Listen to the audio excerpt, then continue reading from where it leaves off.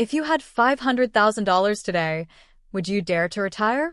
Let's be honest. If someone handed you $500,000 today and said, "Here you go, now you can retire," would you take the plunge? For many people, the knee-jerk reaction is, "Sure, that sounds like plenty." After all, $500,000 isn't pocket change. It sounds like a solid number. But before you start imagining leisurely mornings with cappuccinos and sunset cruises on the coast, you might want to do the math. And I mean really do the math. Because especially in a country like the United States, where the cost of living can rival that of luxury hotels in Europe, retirement isn't a short vacation.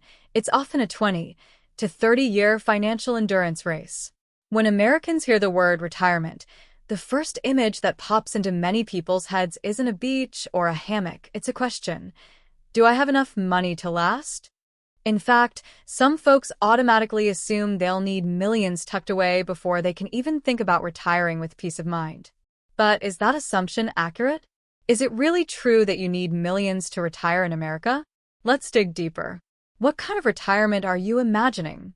Now, if your dream retirement looks like living on a beachfront property in sunny California, playing golf every day, sipping Napa Valley's finest red wines, and jetting off to Italy or Greece for the summer, then let me be blunt.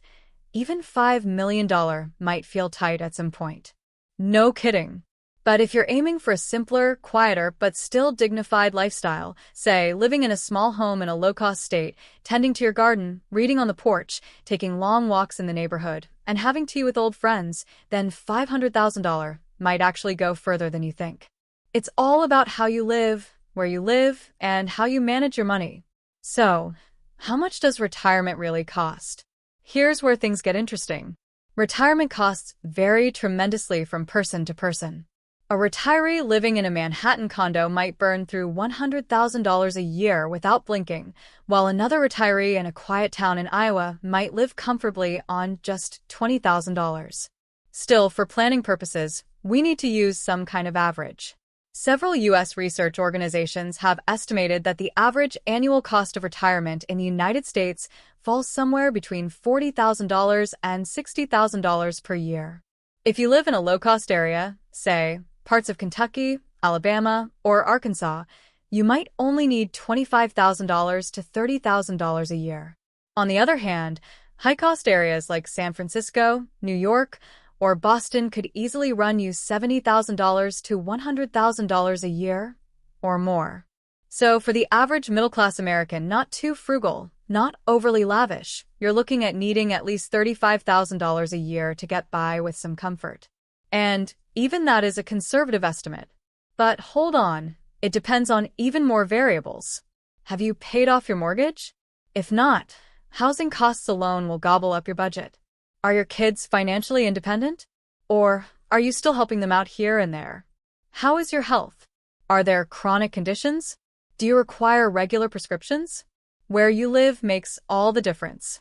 If you're open to relocating, the United States offers many retiree-friendly states with much lower living costs and even tax advantages. Places like Florida, Texas, and Tennessee are popular choices. So are Mississippi, Arkansas, and North Carolina, states that not only offer a lower cost of living but also favorable tax laws for retirees.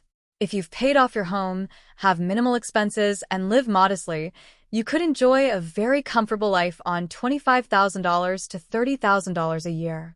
Let's say, conservatively, that you'll need $35,000 per year to cover basic living expenses and still enjoy your golden years. So, with $500,000 in savings, how long could you last? Simple math. $500,000 divided by $35,000 equals about 14.3 years. That's just over 14 years of retirement income if you don't work at all, don't invest a single penny, and your spending is strictly limited to that budget. But what if you know a bit about investing? Here's where things get more hopeful. There's a widely used rule of thumb in retirement planning called the 4% rule. It's a guideline that suggests you can withdraw 4% of your retirement portfolio each year without running out of money for at least 30 years, assuming your investments grow steadily over time. So, what's 4% of $500,000? That's $20,000 per year. Now, that $20,000 becomes your annual income from investments. But what about the rest? That's where Social Security comes in. Social Security, your built-in safety net. As long as you've worked and paid taxes in the U.S. for at least 10 years, and most people have, you'll qualify for Social Security benefits. The average retiree today receives somewhere between $1,500 to $2,500 per month in Social Security income. Let's use a middle estimate of $1,800 per month. That adds up to $21,600 per year. So now, let's put the pieces together. $20,000 from investment withdrawals, $21,600 from Social Security, equals $41,600 per year. You see what just happened there? You're already above the average retirement spending needs in many parts of the country. You might only need to dip into your principal a little each year, say $10,000 to $13,000, to make up any difference, if that. Suddenly, retiring with $500,000 isn't looking so scary after all. Can you do even better? Yes, you can. Many retirees these days don't stop working completely, they just shift into a more relaxed gear.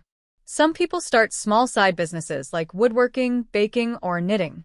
Others rent out part of their home, drive for rideshare apps like Uber or Lyft a few hours a week, or dog sit in their neighborhood. I know a woman named Martha in Arizona who makes homemade fruit preserves and sells them at her church's Saturday market. She clears about $6,000 a year, enough to pay for holiday gifts, spontaneous trips, or grandkids' birthdays. Even an extra $5,000 to $10,000 a year can be a game changer. It can cover inflation, serve as an emergency cushion, or let you splurge every now and then, like taking the grandkids to Disneyland or flying to see family. The big threats: healthcare costs and inflation. Let's talk about the two giant elephants in the retirement room. 1. Healthcare costs. Most people assume their biggest expenses in retirement will be food, housing, or maybe travel. Nope. It's healthcare. According to Fidelity's latest report, the average 65-year-old couple in the U.S. can expect to spend between $300,000 and $350,000 on medical expenses over a 20-year retirement. That includes premiums, out-of-pocket costs, dental, vision, prescriptions, and long-term care. And that's without any major surprise illnesses like cancer or heart attacks, which could cost tens of thousands in one go. That means a large chunk of your $500,000 nest egg might need to be earmarked just for medical needs. 2. Inflation. Here's the other danger most folks forget about. The U.S. inflation rate has hovered around 2% to 3% annually for decades. That might not sound like much, but compounding is ruthless. Let's say you need $35,000 a year today. With 3% inflation in 10 years, you'll need $46,000 just to maintain the same lifestyle. In 20 years, you'll need nearly $60,000. In other words, that money you think you've saved? It's silently losing value every year if it's not growing. So, is $500,000 enough? Here's the truth. It depends.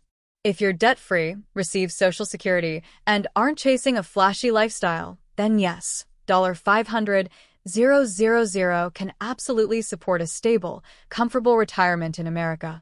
The key is planning. Be clear on what kind of retirement you want. Do you want the hustle and bustle of a city or the peace of a rural town? Are you open to working part-time, or do you want full freedom? Do you crave stimulation and social events, or are you happiest with a few close friends and hobbies? These choices matter more than the size of your bank account. If you take the time to map out your expenses, understand your lifestyle, and make wise choices, you might be surprised just how far $500,000 can go.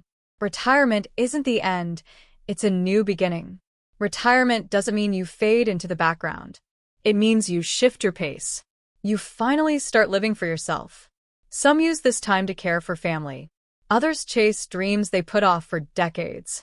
And some return to the joy of simplicity, growing tomatoes, journaling, walking hand in hand with a loved one, or simply sleeping in.